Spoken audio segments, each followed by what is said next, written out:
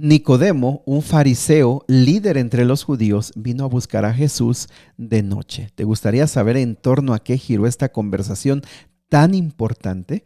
Bueno, vamos a estudiarlo juntos en Juan, capítulo 3. Nuevamente, bienvenidos amigos y amigas a Momentos de Esperanza. Invita a alguien más, comparte con tus amigos, comparte con tu familia, aparta un tiempo cada mañana, por favor, abre tu Biblia y tú ora y dile al Señor que Él te muestre a través de las Sagradas Escrituras lo que quiere que tú conozcas para este día, ¿sale? Vamos al capítulo de hoy. Capítulo de hoy muy interesante acerca de Nicodemo. Nicodemo era un hombre rico, era un hombre con muchos estudios y también él era fariseo. Recuerda esta rama dentro del judaísmo que eran muy estrictos en el cumplimiento de las leyes y también, no solamente eso, que él era un líder en el Sanedrín. El Sanedrín era un órgano que regía bastantes cosas de la vida de los judíos y también principalmente las leyes y el templo. Muy bien, así que este era un hombre que nunca te imaginarías que vendría a Jesús. ¿Por qué? Porque ellos eran los que estaban buscando destruir a Jesús y finalmente lo llevaron a la muerte. Así que aquí vemos, mis amigos, cómo el poder del Espíritu Santo alcanza y alcanzará a personas que nosotros no nos imaginamos. Muchas veces los prejuicios y los preconceptos los tenemos nosotros y no compartimos el Evangelio porque decimos, no va a creer, es una persona que está perdida. Mis amigos, aquí vemos a un hombre que definitivamente nunca te imaginarías que vendría a Jesús. Viene de noche y le dice, Rabí, sabemos que tú eres un maestro que ha venido de Dios porque lo que dices y lo que haces manifiesta que Dios está contigo. Fíjate qué relevantes son estas palabras. ¿Por qué? Porque Jesús nunca estudió en sus escuelas, pero este hombre tiene la sensibilidad, la inteligencia y la sabiduría de Dios para decir lo que dices y lo que haces manifiesta que Dios está contigo. ¿Por qué es importante? Bueno, porque los otros fariseos veían lo mismo, pero en su orgullo y en su mente tan cerrada no querían darse cuenta que era evidencia de que Dios estaba con Jesús. Y mis amigos, por favor, también nosotros tenemos que aprenderlo, tenemos que evitar los prejuicios, tenemos que evitar nuestra mente cerrada que a veces no nos damos cuenta de la obra de Dios que hace y a veces se nos complican entender algunas cosas de la vida por esa mente que a veces nos cuesta abrir un poquito. También Jesús le responde de una manera muy interesante, va al grano y le dice, ¿sabes qué? De cierto te digo que si el que no nace de nuevo no puede ver el reino de Dios. Y al parecer Nicodemo o quiere ganar tiempo o no comprende bien y dice, pero ¿cómo? ¿Cómo un hombre viejo puede entrar al vientre de su madre para nacer otra vez? No lo entiendo.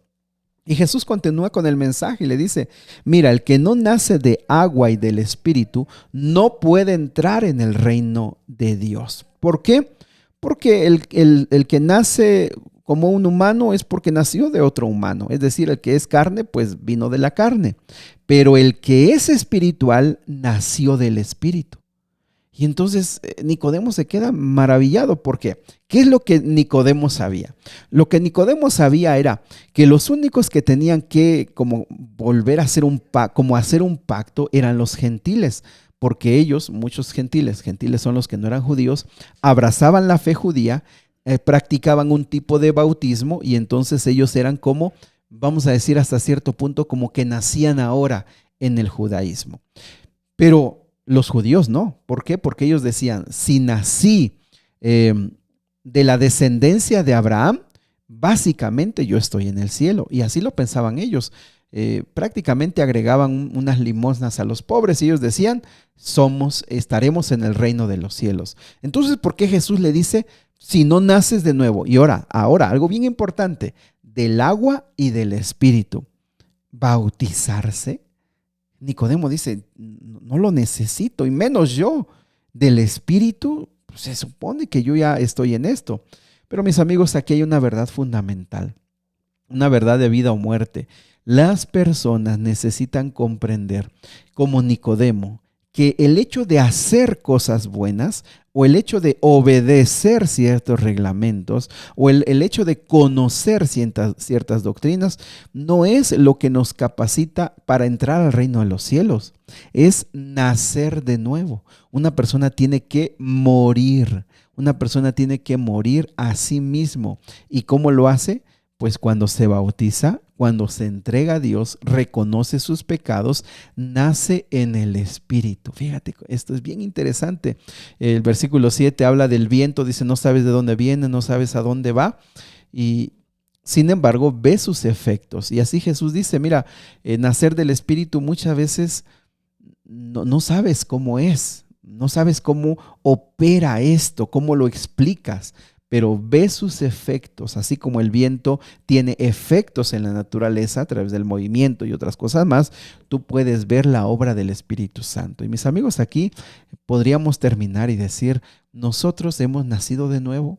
Hay un momento en la vida en la que entregamos nuestra vida al Señor y hemos dicho, quiero nacer de nuevo, ahora quiero caminar con Dios, quiero que Él vuelva a ser en mí una nueva criatura. ¿Por qué? Porque yo nunca pasé por este proceso de nacer de nuevo. Bueno, Nicodemo lo aprendió en esa noche. Fíjate, el versículo número 15 termina diciendo, para que todo aquel que en él cree no se pierda, mas tenga vida eterna. Y entonces viene el versículo más bonito de la Biblia, porque de tal manera amó Dios al mundo, que ha dado a su Hijo único, para que todo aquel que en él cree no se pierda, mas tenga vida eterna.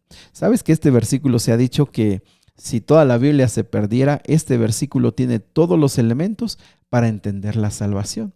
En primer lugar, habla del inmenso amor de Dios, el profundo, incomprensible amor de Dios. En segundo lugar, ese amor está dedicado, enfocado a este mundo y específicamente a todos los seres humanos. No hay un ser humano en el que uno pueda decir Dios no lo ama, o no hay una persona que diga Dios te ama pero poco. Dios nos ama perfectamente a todos. En tercer lugar, habla de que es su Hijo único, Jesús, vino a morir. ¿Para qué? Para que todo aquel que en él cree. ¿Qué significa? Pues significa que la salvación es por una decisión. Es en aquellos que creen, en aquellos que deciden creer. Por eso, aunque la salvación está abierta para todos los seres humanos, solo los que la toman, solo los que la reciben, solo los que dicen yo quiero, son los que en ellos se puede efectuar la salvación. Y ya no se pierden. ¿Por qué? Porque han creído por fe en el Salvador, en Cristo Jesús. Ya no hay condenación, sino que ahora tienen vida eterna. Esta palabra de eterna regularmente aquí en Juan está solamente con vida, vida eterna, lo que no se acaba, lo que es sin fin. En este versículo está todo lo que tú necesitas para salvarte. Saber que Dios te ama, saber que tú puedes decidir por Cristo, saber que si tienes fe en Él y crees en Él, en una fe continua, no te pierdes, no hay condenación, nada te puede separar del amor de Dios. Tienes vida eterna. Muy bien, mis amigos, la verdad que, miren, hay tanto que hablar. Cada versículo se puede comentar y se puede aprender. Yo no creo que nos va a dar tiempo porque es muchísimo que explicar. Porque Juan, como te digo, Juan lo que intenta es explicarte teología. ¿Qué significa? Conocer más profundamente a Dios. Por eso es que cada frase y cada palabra tiene elementos muy importantes. Así que yo te lo voy a dejar allí para que tú lo sigas estudiando porque no nos da tiempo. Del versículo 22 al versículo número 30 hay un conflicto porque los discípulos de Juan el Bautista se pusieron, en pocas palabras, celosos porque cerca de ahí estaba Jesús bautizando con sus discípulos. Recuerda que Jesús no bautizaba, sus discípulos eran los que bautizaban. Y entonces los discípulos de Juan se sienten celosos y dicen, bueno, ¿por qué ellos están haciendo esto? Y fíjate que Juan el Bautista pone el ejemplo y dice, mira, yo soy como el amigo del novio. ¿Por qué? Mis amigos, porque el amigo del novio era el encargado de hacer todos los trámites con la familia de la novia y la familia del novio. El amigo del novio era el intermediario para hacer todo lo necesario para que se llegara a la boda. Cuando llegaba la boda, el trabajo del amigo del novio era completo, se había terminado.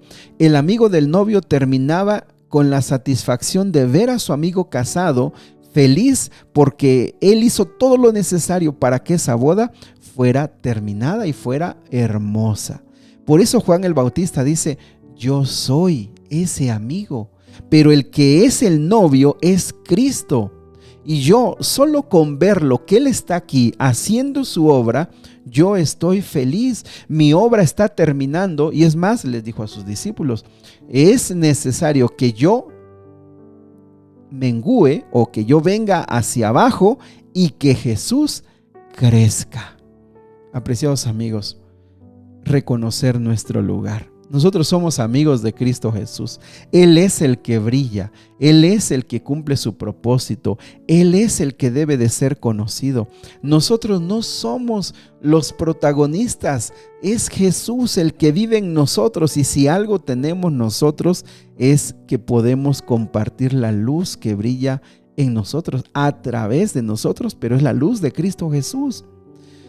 ¿Cuántas veces nosotros peleamos lugares? ¿Cuántas veces nosotros nos sentimos grandes? Necesitamos morir al yo. Necesitamos descansar de todas las pretensiones, de todo el orgullo, de todos nuestros planes. Morir y decir: yo solo soy el amigo. El que brilla y el que va a ser el protagonista es Cristo Jesús. Apreciados amigos, ¿cuántas veces hemos peleado y cuántas veces nos hemos sentido frustrados porque nuestro orgullo ha sido lastimado? Que esta lección de Juan el Bautista pueda quedar en nuestro corazón. Querido Dios y Padre, hay tanto que estudiar en Juan. No tenemos el tiempo, no tenemos el espacio en este audio. Por favor, te pido que tú bendigas a los que están estudiando la Biblia, a tus hijos, Señor, y que a través de tus sagradas escrituras ellos puedan ser impresionados en cada versículo, en cada frase, puedan encontrarte a ti, el único Dios verdadero. Por favor, bendícenos, Señor, ayúdanos a profundizar en estos capítulos. Te lo pedimos en el nombre de Jesús. Amén.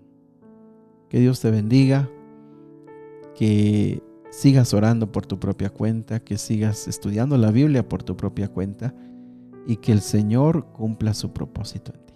Que Dios te bendiga.